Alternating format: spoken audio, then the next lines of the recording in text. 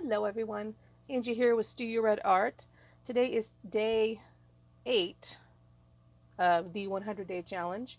For my background today, I'm going to do what's called a glazed oxide technique, which means you use distress oxides and then go over the top with microglaze, and that removes the cloudiness. So in order to do this technique, you need to use a glossy cardstock.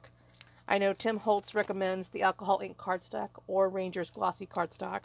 I have seen other people use just like dollar store photo paper, but use whatever you want, at your own discretion. I happen to have the alcohol ink cardstock, so that's what I'm going to use. For my stencil, I can't decide if I want to use the Dylusion small or large cobweb stencil. The reason why I want to do cobweb is because when I go over the stencil, it will brighten up the negative spaces but leave the lines cloudy, and I think that will be perfect as a cobweb. So that's what I'm going to do there. Again, I haven't decided what size I want to use yet. And for my colors today of Distress Oxides, I'm going with, starting out with 4 colors. We'll see if I go more. We're going to start with Faded Jeans, Seedless Preserves, Hickory Smoke, and Black Soot. And I've got my microglaze standing by, and my bottle of water is also standing by. Hopefully I've got enough to get through today, and I think that's enough to be getting on with. So let's get started. So first I'm going to smoosh my color onto my craft mat, my media mat I should say, and you can just smoosh it however you want. You can do one color at a time or multiple colors. It's really up to you. This is the, what does Tim call it? Wrinkle-free distress, is that what he calls it? I think that's the technique. Where you smoosh it on your mat and then put water on it and then just dip your paper in it. So, put a little black in the middle here. And I'm going to try talking through this video again. We'll see how that goes. Let's see here. So now I need my paper, water. And I'm going to give it a good bit of water so it moves around a bit. I hope this is going to look spooky enough. We'll see here.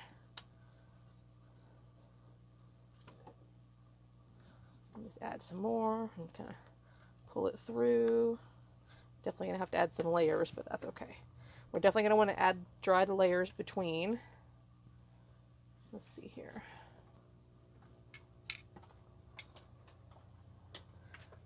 Get my heat tool out. I'll probably need to add the black on top at the end.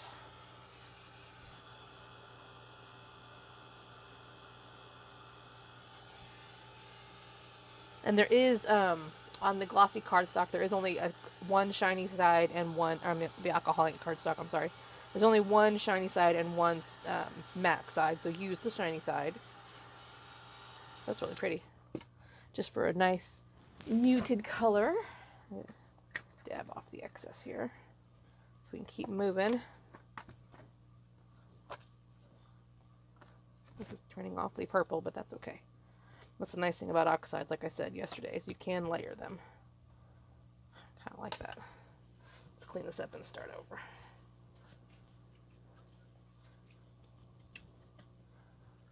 Alright, let's try that. Wish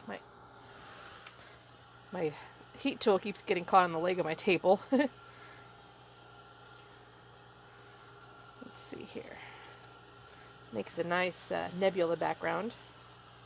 I'll have to remember that.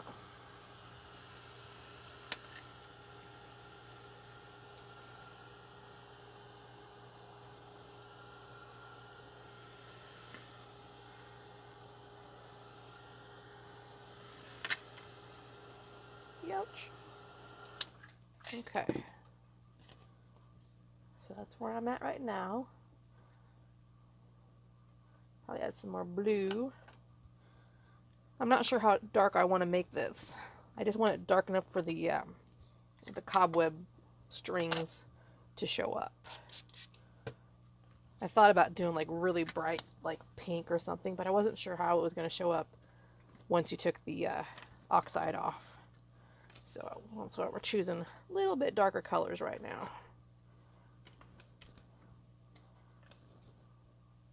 That's actually really pretty.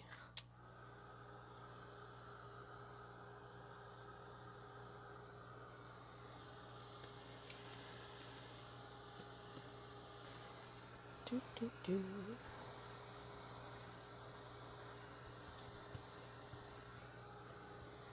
I think I'll go over with some gray. We'll put black on last. Kind of see where we're at. Okay. So it's definitely very muted. And you see how chalky and dull that looks? Which, while is very pretty, wait until you see what the oxide does. Because it is like magic. Like magic.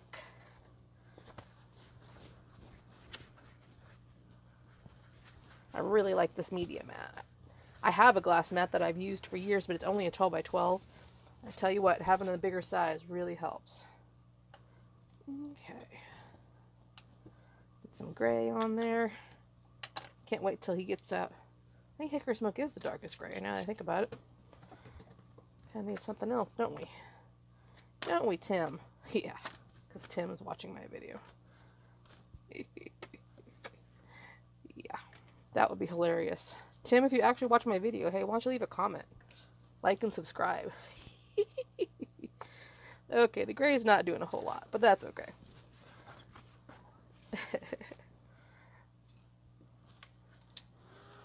Let go of the chair leg. Thank you.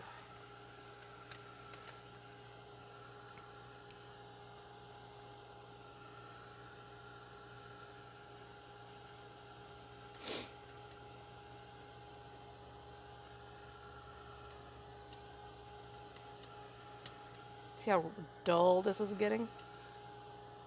It's still pretty, like I said, but it's getting quite dull. I wonder if it gets so dull because the glossy cardstock really kind of emphasizes the oxide.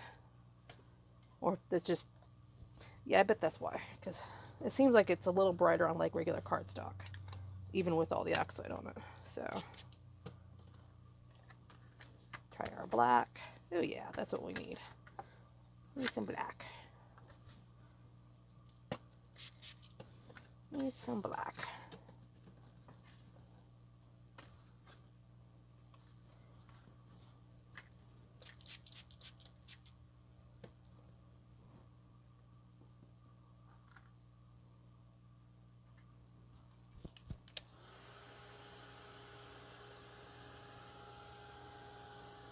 That is a pretty night sky.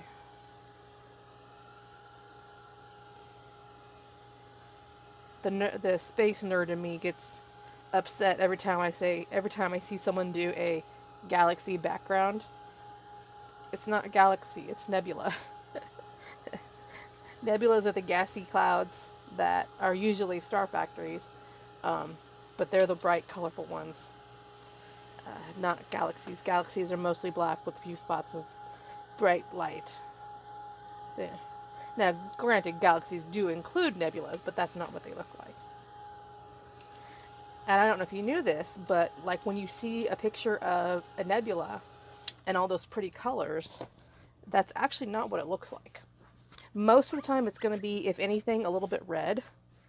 It really doesn't have much colors, but the reason why there's colors like that is because when astronomers take those pictures, they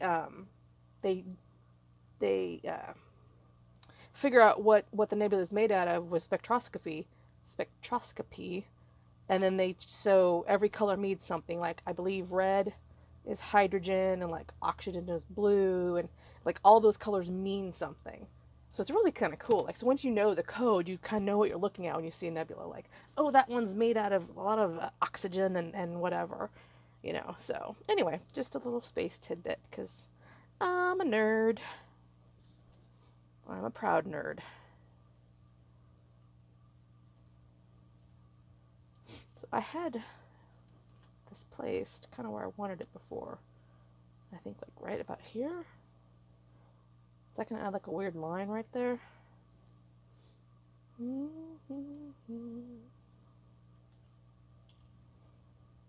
That's kind of cool. Right about here. Or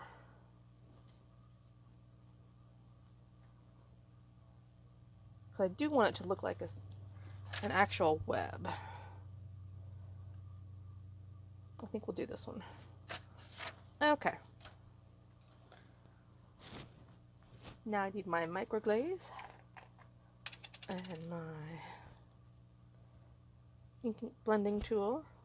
This I'm sure has plenty of microglaze still on it. And so then we're just going to rub it on the top. And see how it kind of takes away the shine. We'll see here. I don't know if you need to burnish it afterwards. We'll see.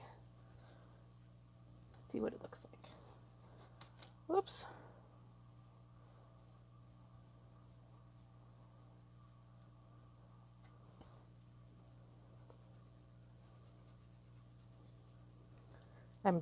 I haven't seen anyone else do this through a stencil, but I'm sure other people have. Goodness knows I'm not the first to come up with it, I'm sure. So what about, let's buff it off and see.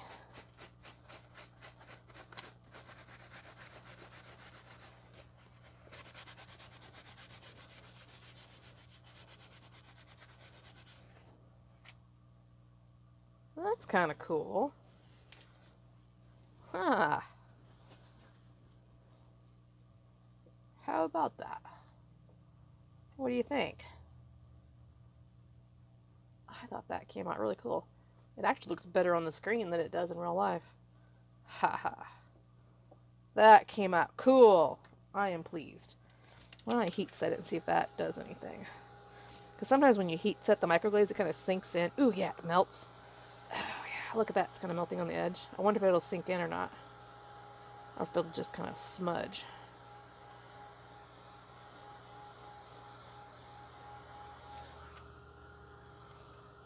We won't know until we try, will we?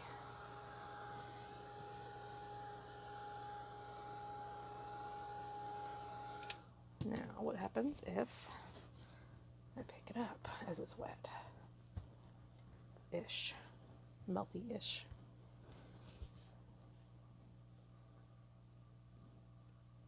Very cool. I can't tell if it changed it a whole lot or not. Huh. I almost wonder what would happen if I went over it with another distress color. Because obviously the inner parts would resist because I've got distress oxide on there. I mean, microglaze on there. So that should fill in the web, but I really like this. I really like this. So I hate to mess it up. Tell you what, I'm going to make another one, another background, and then come back, and then we'll do the oxide over the top, and we'll see what it looks like.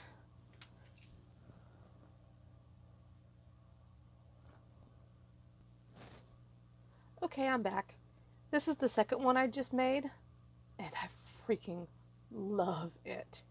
I put a lot more distress ink, oxide ink on there, and then I really, really, really worked in the microglaze through the stencil. I think it looks fantastic. In fact, I think it looks so good compared to this one, which looks good, but I think I'm going to put the ink over top of this one, because that, I don't want to mess with that. That is just stunning. I'm so pleased. Okay, so we're going to do this one. I think I just didn't get enough microglaze on there. Because I really, really worked it into the stencil. Wow, that is so pretty. I can't stop looking at it. Okay, so now we're going to put some oxide over the top and see what happens.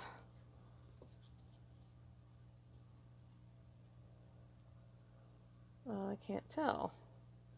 Did it just smush the microglaze or what?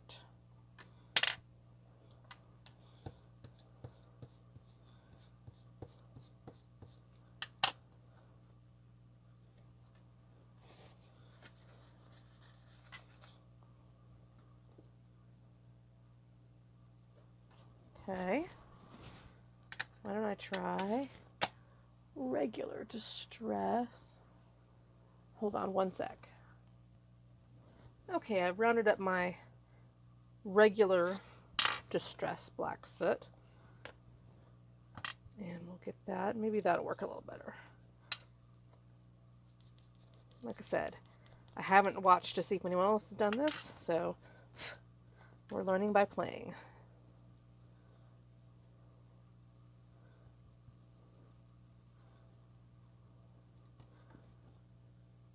See, it's just smushing my, it's smushing the microglaze around. That's all it's doing. Hum, hum, hum. Hum, hum, hum. Hum, hum, hum. What about... I don't have... I don't even know if they made a black soot stain. They might have. I do not have one. Let's try a stain. Let's try a stain. Because maybe that won't spread the microglaze.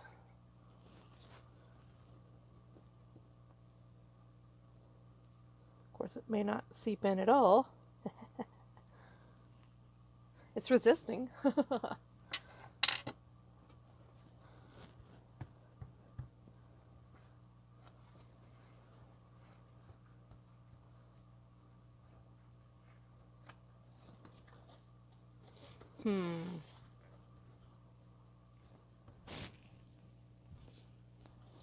Now you see, it actually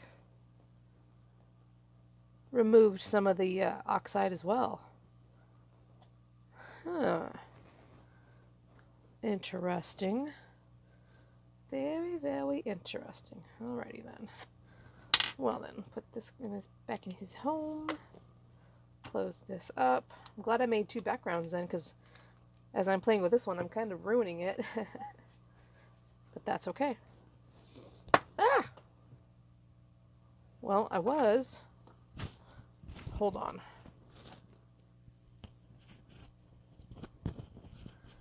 Okay, I'm back. Had to go retrieve my microglaze, because apparently I decided to throw it across the floor. So, I'll just go over the whole thing. To heck with it. Let's wipe off this. See, oh, now it wants to stay.